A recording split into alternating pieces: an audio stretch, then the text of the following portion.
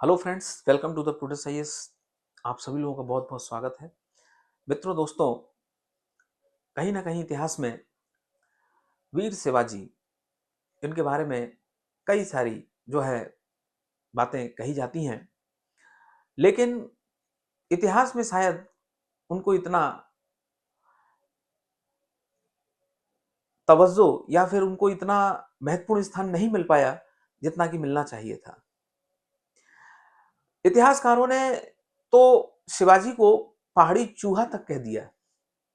कहीं ना कहीं ये हमारे लिए एक बहुत बड़ी विडंबना की बात है और शर्म की बात है कि ऐसे भी इस देश के इतिहासकारों का महिमा मंडन किया जाता है जो वीर शिवाजी को कहीं ना कहीं एक लुटेरा कहते हैं, डाकू कहते हैं और पहाड़ी चूहा कहते हैं।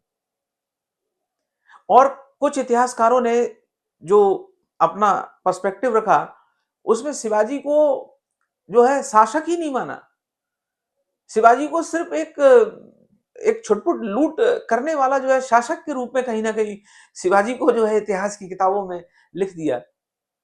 जबकि देखा जाए तो पहली बार जब यानी भारत जो है जब कहीं ना कहीं मध्यकाल में जो है अरबों के बाद जो है तुर्कों के अधीन आ गया, और उसके बाद जो है सल्तनत काल, मुगल काल, और फिर उसके बाद कहीं ना कहीं जो है एक बार फिर जो है भारत में, यदि मैं कहूं तो हेमू, जिसने कुछ अच्छा प्रयास किया था लेकिन फिर भी वो सत्ता नहीं कर पाया। लेकिन पहली बार जो है जो अरब तुर्कों के बाद यानी लगभग 1000 साल के बाद जो है, यानी 800 से 1000 साल के बाद जो है पहली बार जो है मराठों ने ही कहीं ना कहीं हिंदू पथ पातशाही यानी एक प्रकार से स्वतंत्र जो है गैर, जिसे हम कह सकते हैं, मुस्लिम राज्य की स्थापना की थी। और इसका पूरा श्रेय जो है शिवाजी को जाता है।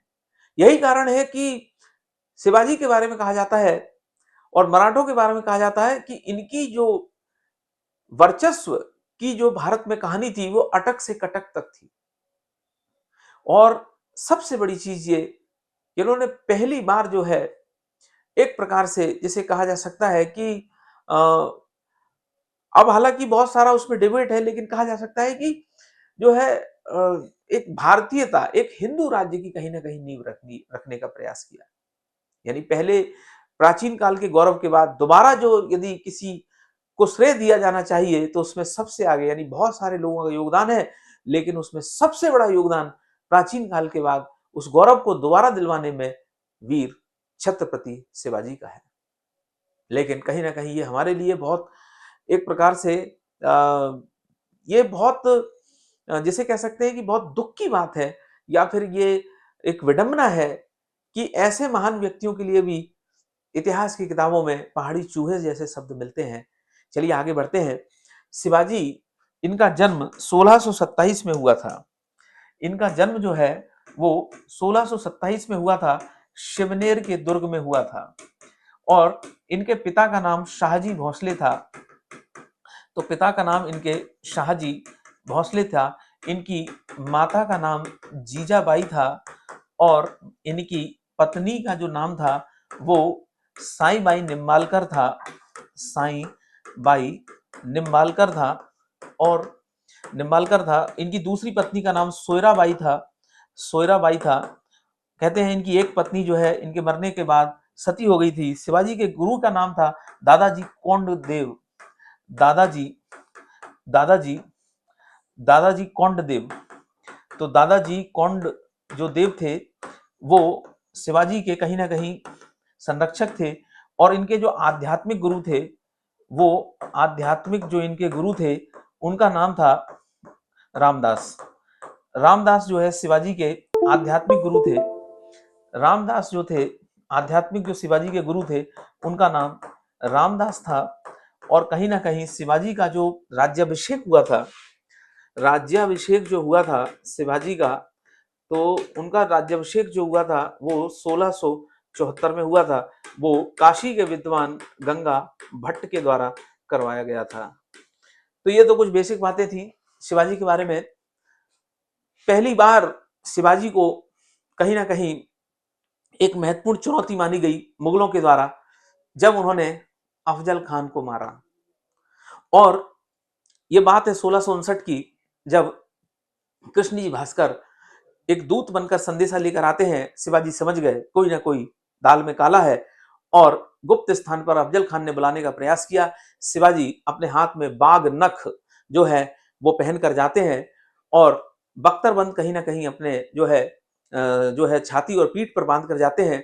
अफजल खान ने चाकू से प्रहार किया। शिवाजी ने बाघ नख से अफजल खान अफजल खान ने शिवाजी के ऊपर वार किया, लेकिन शिवाजी बच गए क्योंकि शिवाजी ने बख्तरबंद शिवाजी ने जो है वो जैसे कहते हैं छाती पे और पेट पर जो है वो एक प्रकार से बख्तरबंद जो है, जिससे जो एक लोहे का या फिर एक टीन का बना होता है मजबूत जो है, जिससे जो है खंजर का या फिर किसी तलवार का वार नहीं होता है।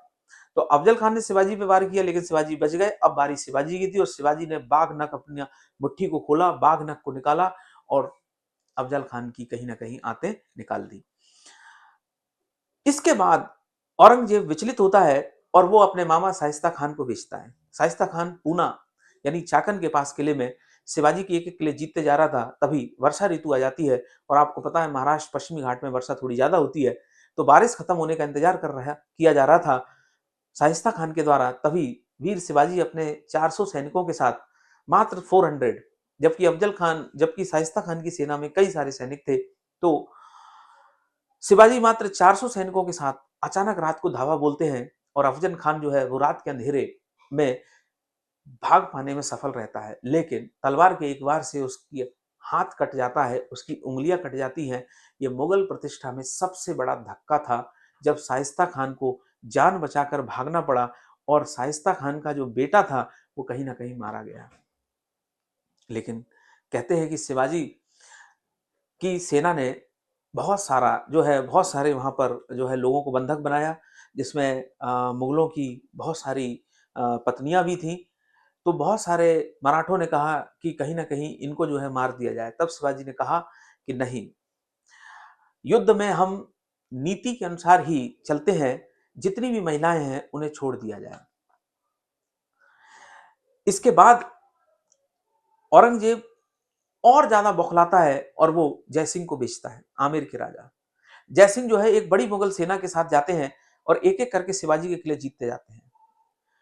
तो संधि का प्रस्ताव रखा जाता है और कहीं ना कहीं शिवाजी को ये बात जयसिंह के ऊपर भरोसा हुआ कि संधि करने में ही कहीं ना कहीं भलाई है। तो शिवाजी और जयसिंह के बीच में पुरंदर की संधि होती है 22 जून 1665 को, और 4 लाख हूण वाले 35 में से 23 किले जो है वो शिवाजी को मुगलों को देने पड़े। यानी ये संधि जो है मुगलों के पक्ष में थी, क्योंकि 35 में से 23 किले शिवाजी को मुगलों को देने पड़े। प्लस जो उनके पुत्र थे शिवाजी के, संभाजी, उनको 5000 का मनसब दिया जाएगा, लेकिन उन्हें औरंगजेब के दरबार में हाजिर होना था शिवाजी के साथ। लेकिन शिवाजी ने जयसिंह से कहा कि मैं औरंगजेब के दरबार में हाजिर हूं, लेकिन यदि वहां पर हाजिर होने पर औरंगजेब कहीं ना कहीं छल कपट से उनकी हत्या कर दे या धोखे से उनको बंधक बना लेगा, तो मेरी जान माल की सुरक्षा कौन गारंटी लेगा? जान की सुरक्षा की कौन गारंटी लेगा? तो जयसिंह कहते हैं तुम्हारी जान की सुरक्षा की गारंटी मैं लेता हूं, और आइए चलते हैं औरंगजेब के दरबार में। तो शिवाजी अपने पुत्र संभाजी के साथ आगरा जो है 1666 में पहुंचते हैं और औरंगजेब के द्वारा शिवाजी का कहीं ना कहीं अपमान किया जाता है, क्योंकि शिवाजी को 5000 की मनसब वाली लाइन में खड़ा कर दिया जाता है जसवंत सिंह के पीछे, और शिवाजी ने भरे दरबार में औरंगजेब को विश्वासघाती कह दिया। ऐसी परिस्थिति में औरंगजेब को गुस्सा आ जाता है और शिवाजी को वो गिरफ्तार कर लेते हैं, बंधक बनवा देते हैं। शिवाजी को आगरा के जयपुर भवन में कैद करा जाता है, लेकिन जन्मदिन वाले दिन लड्डू वाली टोकरी में बैठकर शिवाजी भाग पाने में सफल रहते हैं। कहते हैं जो है अ, हीरो जी फरजंद जो थे उन्होंने डबल रोल किया था, और जो शिवाजी के जन्मदिन के दिन जो मिठाई की जो टोकरी आई थी, लड्डू वाली टोकरी, उसमें जो है शिवाजी बैठ जाते हैं और नकली शिवाजी बनके हीरो जी फरजंद जी वहां पर जो है लेट जाते हैं। शिवाजी जो है वहां से भागकर सीधे पूना पहुंचते हैं और फिर दोबारा जो है वो सूरत को लूटते हैं 1670 में। पहली बार सूरत को लूटा गया 1664 में। औरंगजेब और बौखला जाता है। इसके बाद शिवाजी जो है वो 1674 में अपना राज्याभिषेक कराते हैं और फिर 1678 में शिवाजी का अंतिम अभियान था जिंजी का, और जिंजी यानी कर्नाटक और तमिलनाडु, यानी तमिलनाडु के पास स्थित है जिंजी, और 1680 में शिवाजी की मृत्यु हो जाती है। अंतिम अभियान उनका कर्नाटक में था। शिवाजी के द्वारा जो किले जीते गए वो कुछ इस प्रकार था: 1643, 1646, 1649, 1654, 1656। 1643 में शिवाजी ने पहला सिंहगढ़ का किला जीता था। उसके बाद शिवाजी ने तोरण का किला जीता था। उसके बाद कोंडाना का किला जीता था। उसके बाद पुरंदर का किला जीता था। उसके बाद जावली का किला जीता था, जुन्नार का किला जीता था। तो ये किले जीतने का शिवाजी का कहीं ना कहीं क्रम है। शिवाजी की मंत्रिपरिषद में कहीं ना कहीं अष्ट जो है प्रधान हुआ करते थे, और चौथ और सरदेशमुखी कहीं ना कहीं महत्वपूर्ण व्यवस्था होती थी। चिटनिस, सुमंत, दबीर, ये सब कहीं ना कहीं महत्वपूर्ण जो है अष्ट प्रधान में हुआ करते थे शिवाजी के जो है दरबार में। अब शिवाजी की मृत्यु के बाद 1600 शिवाजी की मृत्यु के बाद कहीं ना कहीं 1680 से 1689 तक, 1680 से 1689 तक जो अगले राजा बनते हैं वो बनते हैं संभाजी।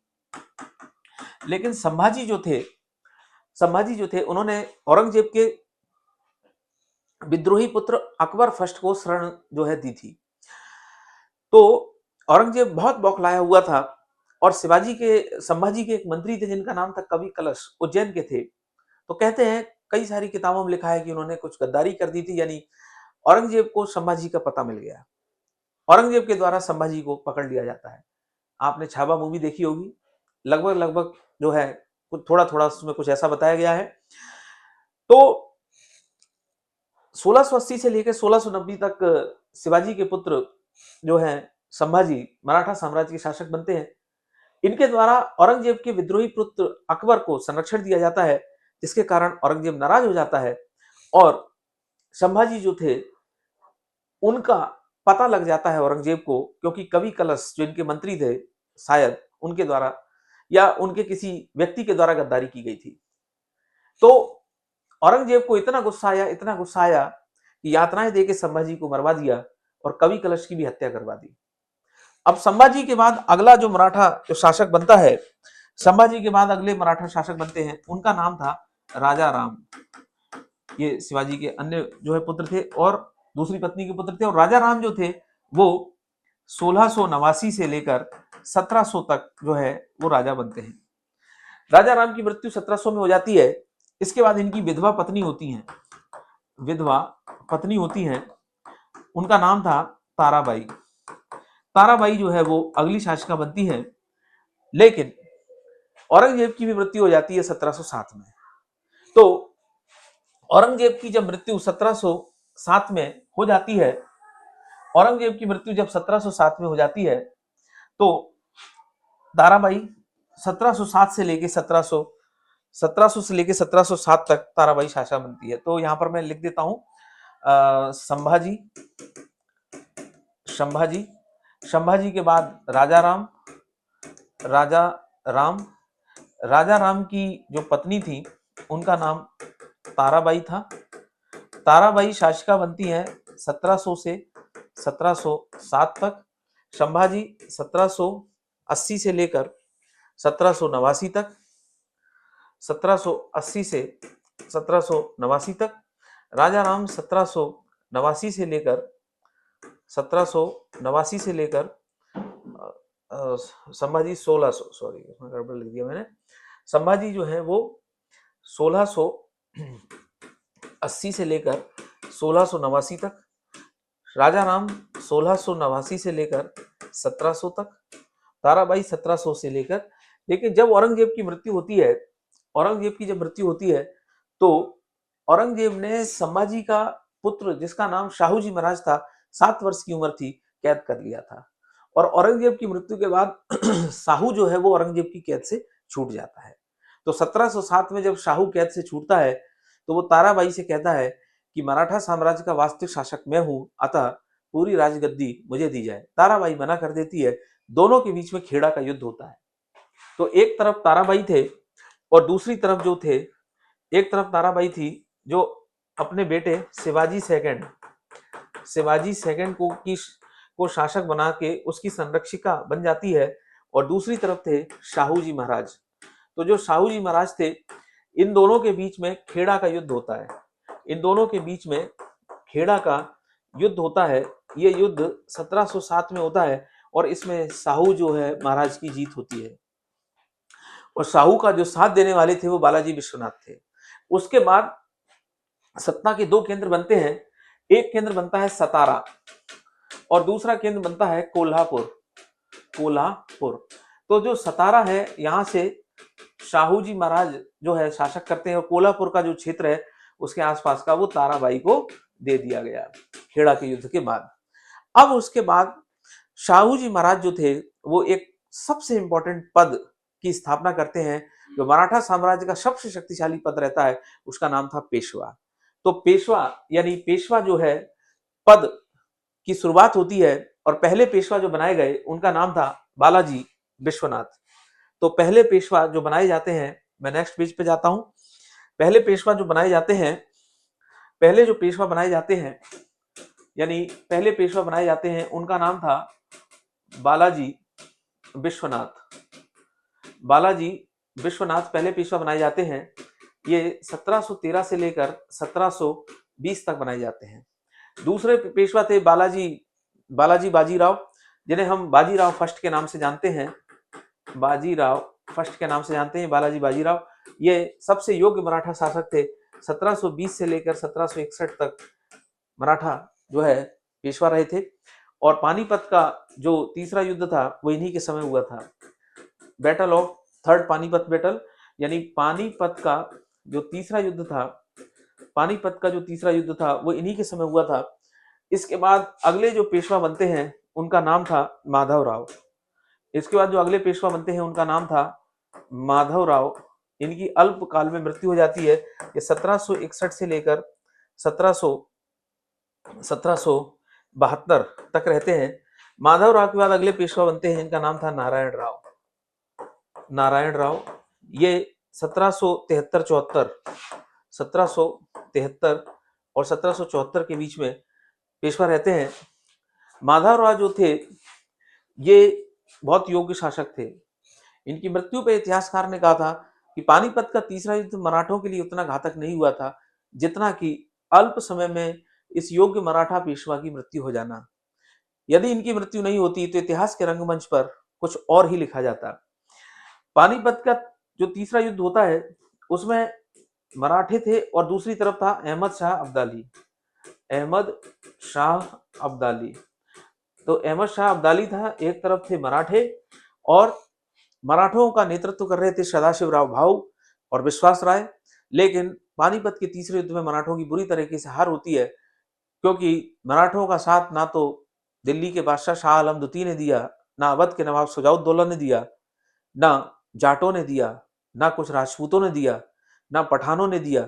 तो इस प्रकार से बहुत सारी शक्तियां कहीं ना कहीं मराठों से नाराज चल रही थी, और जिसके कारण पानीपत के तीसरे युद्ध में मराठों की हार होती है। तो पानीपत के तीसरे युद्ध में मराठों की हार होने पर एक इतिहासकार कहते हैं कि पानीपत के तीसरे युद्ध ने यह साबित नहीं किया कि अब दिल्ली पे कौन शासन करेगा, बल्कि ये साबित कर दिया कि सदा के लिए अब दिल्ली पे कौन शासन नहीं करेगा। यानी मराठे इतनी बुरी तरीके से पराजित हुए कि आगे के लिए पूरी तरीके से जो है उनकी शक्ति छिन्न भिन्न हो गई। नारायण राव। अब एंट्री होती है रघुनाथ राव यानी राघोबा। ये इनके चाचा थे। तो नारायण राव की हत्या कर देते हैं चाचा रघुनाथ राव राघोबा। और उसके बाद अब दखलंदाजी होती है नाना फडणवीस और महादजी सिंधिया की। तो नाना फडणवीस जो थे, नाना जो फडणवीस थे, नाना जो फडणवीस थे, नाना जो फडणवीस थे, नाना फडणवीस जो थे वो 12 भाइयों की जो परिषद का निर्माण करते हैं। तो 12 भाइयों की परिषद का निर्माण करते हैं नाना फडणवीस, और फिर मराठा साम्राज्य जो है उसके संरक्षक बन जाते हैं। चूंकि राघोबा अपनी मनमानी कर रहा था और राघोबा ने नारायण राव की हत्या करवा दी, तो नाना फडणवीस जो है वो माधवराव के जो दूसरे माधवराव के जो पुत्र थे, इनका नाम था माधवराव नारायण राव, यानी माधवराव सेकंड।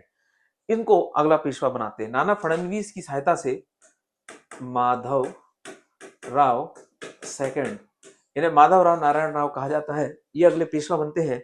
ये 1774 से 1795 तक पेशवा रहते हैं। और चूंकि 1795 में नाना फडणवीस की मृत्यु हो जाती है और 1800 में महादजी सिंधिया की मृत्यु हो जाती है, अतः अब जो है एक बार फिर चाचा राघोबा को मनमानी करने का अवसर मिल जाता है और इन्हीं के ही बेटे बाजीराव सेकंड अगला पेशवा बनता है। बाजीराव सेकंड अगला पेशवा बनता है और ये 1795 से लेकर 1818 तक पेशवा रहता है। और ये इतना अयोग्य था कि ये अंग्रेजों से जाकर हाथ मिला देता है, बसीन की संधि कर लेता है और पूरा मराठा साम्राज्य छिन्न भिन्न हो जाता है और आंग्ल मराठा युद्ध छिड़ जाता है। इसी के समय दूसरा आंग्ल मराठा युद्ध हुआ 1803 में। इसी के समय तीसरा आंग्ल मराठा युद्ध हुआ 1817-18 में। अंत में कहीं ना कहीं इनका आत्मसम्मान थोड़ा बहुत जागा, जिससे तीसरा आंग्ल मराठा युद्ध में कुछ इन्होंने अच्छा करने का प्रयास किया, लेकिन आखिरकार मराठे हार जाते हैं। नागपुर की तरफ से अप्पा साहब लड़ रहे थे और बाजीराव सेकंड, दौलत राव सिंधिया इत्यादि ये पूना से लड़ रहे थे, लेकिन तीसरे आंग्ल मराठे युद्ध में भी बाजीराव सेकंड पराजित होते हैं। इसके बाद अंग्रेज जो है इनको पेंशनधारी बना देते हैं और 7 लाख की पेंशन इनकी तय की जाती है। 7 लाख की इनकी पेंशन तय की जाती है। और फिर कहीं ना कहीं इसके बाद जो है ये जो बाजीराव सेकंड है इनको कानपुर भेज दिया जाता है, बिठूर, कानपुर के पास बिठूर भेज दिया जाता है। और फिर चूंकि इनका कोई पुत्र नहीं था तो इन्होंने अपना दत्तक पुत्र बनाया था धोंदू पंत, यानी नाना साहब। तो नाना साहब जो थे वो इनके दत्तक पुत्र थे और अंग्रेजों ने इन्हें वास्तविक उत्तराधिकारी मानने से इनकार कर दिया। 1857 की क्रांति में भाग लिया था। इन्हीं के ही महत्वपूर्ण जो सेनापति हुआ करते थे इनका नाम था तात्या टोपे। तो इस प्रकार से ये पूरा मराठा साम्राज्य को हमने आज पढ़ने का प्रयास किया। मुझे लगता है निश्चित रूप से ये क्रम और ये कंसेप्ट जो है वो जरूर आप कहीं ना कहीं समझने का प्रयास कर रहे होंगे।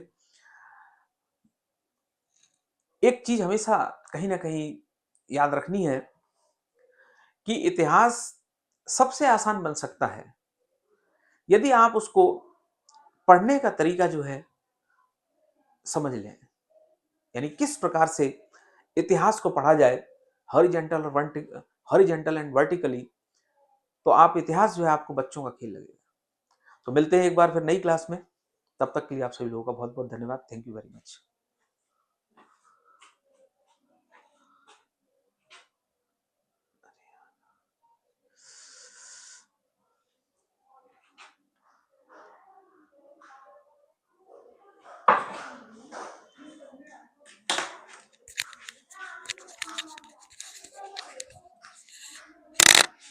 गड़बड़ हो गया यार, क्या हुआ सर? फंस गई बीच में। ना ना वो तो चलेगा सर।